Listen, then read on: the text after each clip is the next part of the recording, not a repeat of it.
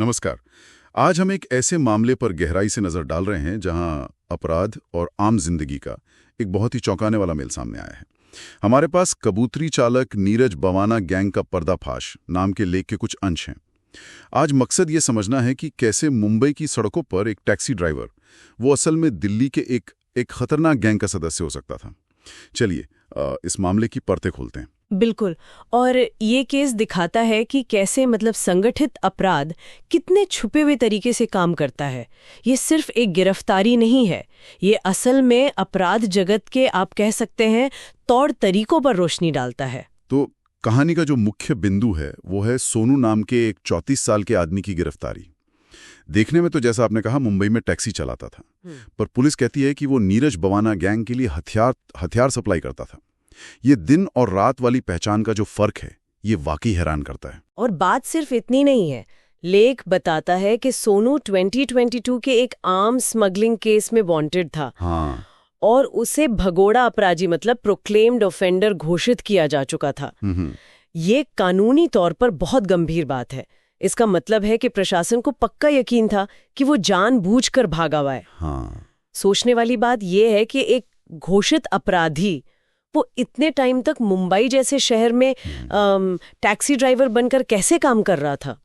ये दिखाता है कि ये लोग कैसे आम चेहरों के पीछे छिप जाते हैं। हाँ, ये सच में सोचने वाली बात है।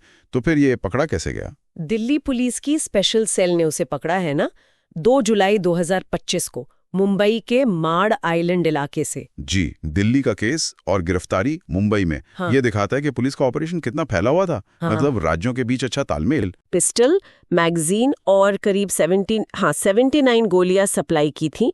और सिर्फ सप्लाई ही नहीं बल्कि इन चीजों को एक जगह से दूसरी जगह पहुंचाने में लॉजिस्टिक्स में भी मदद की।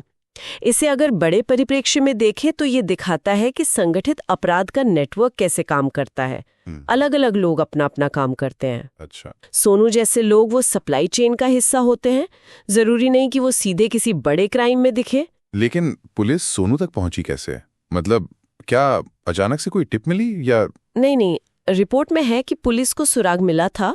कुछ महीने पहले सोनू का ही एक साथी पकड़ा गया था, सचिन। ओह अच्छा। हाँ, सचिन की गिरफ्तारी के टाइम 4 पिस्टल भी मिले थे, तो उसी से पूछताछ में सोनू का नाम सामने आया होगा।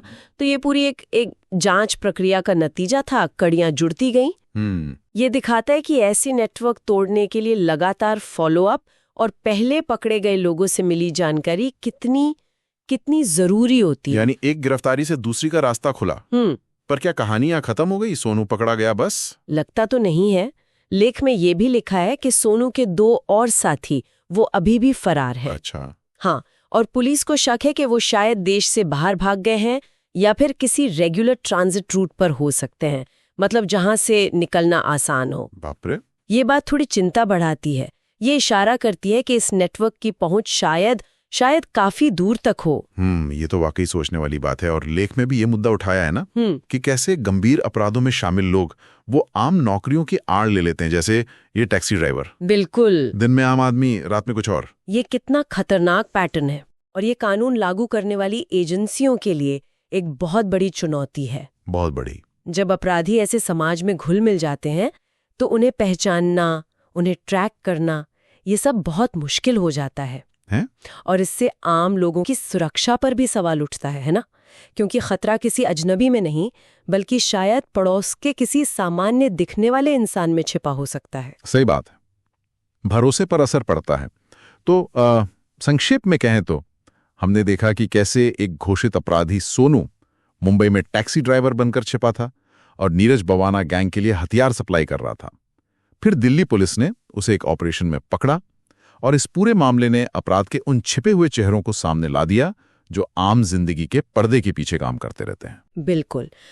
और जाते जाते एक सवाल जो दिमाग में घूम रहा है, जैसा कि लेख इशारा करता है, अगर सोनू के साथी विदेश भागने में कामयाब हो गए या ऐसे रास्तों का इस्तेमाल कर रहे हैं, तो ये भारत में जो एक्टिव क्राइम सिंडिकेट हैं उनके इंटरनेशनल कनेक्शंस या उनके भागने के जो रास्ते हैं उनके नेटवर्क की क्षमता के बारे में क्या बताता है? मतलब ये नेटवर्क कितने संगठित और कितने साधन वाले हो सकते हैं, ये सोचने की बात है। Thanks for watching.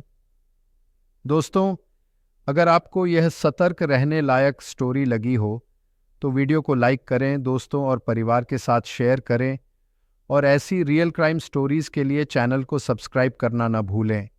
Bell icon दबाएं ताकि अगली स्टोरी की सूचना सबसे पहले आपको मिले।